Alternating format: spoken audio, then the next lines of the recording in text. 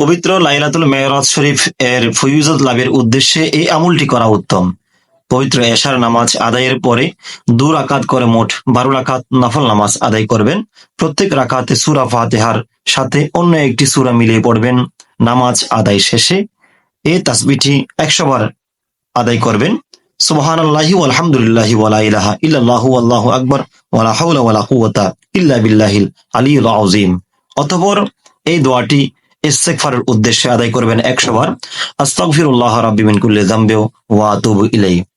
সর্বশেষ গিয়ে রাসূল পাক সাল্লাল্লাহু তাআলা আলাইহি ওয়াসাল্লামের ভালোবাসা, ভক্তি, শ্রদ্ধা নিয়ে 100 বার দরুদ শরীফ আদায় করবেন। আল্লাহর দরবারে ফুরিয়ে জানাবেন, ইনশাআল্লাহ আল্লাহ তাআলা আমাদের সকলের গুনাহ মাফ করবেন এবং আমাদের সকলের যাবতীয় জায়েজ মনোবাসনা পূর্ণ করবেন।